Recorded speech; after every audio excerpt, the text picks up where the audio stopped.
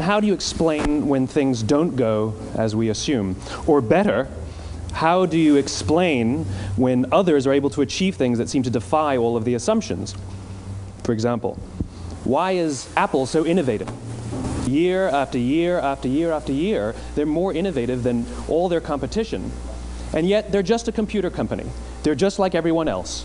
They have the same access to the same talent, the same agencies, the same consultants, the same media. Then why is it that they seem to have something different? Why is it that Martin Luther King led the civil rights movement?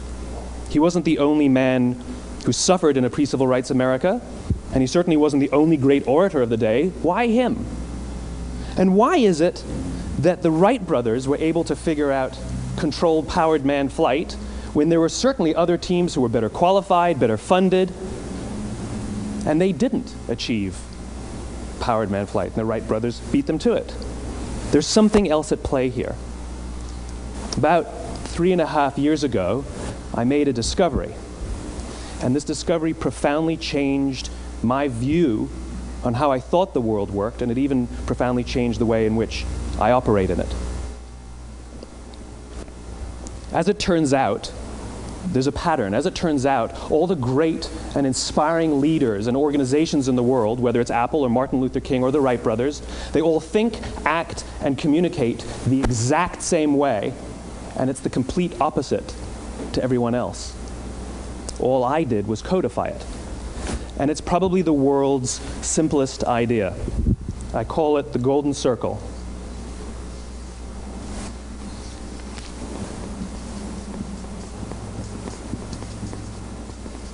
Why, how, what? This little idea explains why some organizations and some leaders are able to inspire where others aren't. Let me define the terms really quickly. Every single person, every single organization on the planet knows what they do, 100%. Some know how they do it, whether you call it your differentiating value proposition or your proprietary process or your USP. But very, very few people or organizations know why they do what they do. And by why, I don't mean to make a profit. That's a result. It's always a result. By why, I mean what's your purpose? What's your cause? What's your belief? Why does your organization exist? Why do you get out of bed in the morning? And why should anyone care? Well, as a result, the way we think, the way we act, the way we communicate is from the outside in. It's obvious. We go from the clearest thing to the fuzziest thing. But the inspired leaders and the inspired organizations, regardless of their size, regardless of their industry, all think, act, and communicate from the inside out. Let me give you an example. I use Apple because they're easy to understand and everybody gets it. If Apple were like everyone else, a marketing message from them might sound like this. We make great computers. They're beautifully designed, simple to use, and user-friendly. Want to buy one? Meh. And that's how most of us communicate. That's how most marketing is done, that's how most sales is done, and that's how most of us communicate interpersonally. We say what we do, we say how we're different or how we're better, and we expect some sort of behavior, a purchase, a vote, something like that. Here's our new law firm. We have the best lawyers with the biggest clients. We have, we always perform for our clients, do business with us. Here's our new car. It gets great gas mileage. It has, leather seats. Buy our car. But it's uninspiring. Here's how Apple actually communicates. Everything we do, we believe in challenging the status quo. We believe in thinking differently.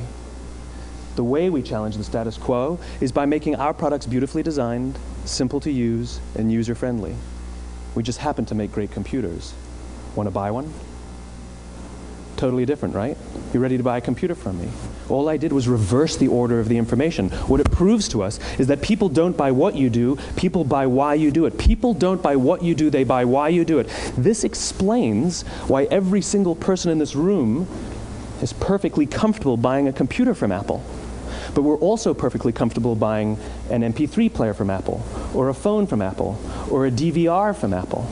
But as I said before, Apple's just a computer company. There's nothing that distinguishes them structurally from any of their competitors. Their competitors are all equally qualified to make all of these products. In fact, they tried. A few years ago, Gateway came out with flat-screen TVs. They're eminently qualified to make flat-screen TVs. They've been making flat-screen monitors for years. Nobody bought one.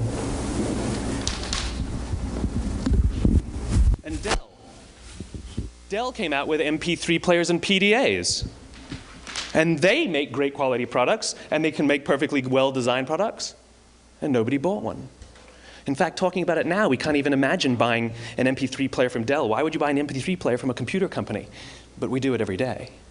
People don't buy what you do, they buy why you do it. The goal is not to do business with everybody who needs what you have. The goal is to do business with people who believe what you believe.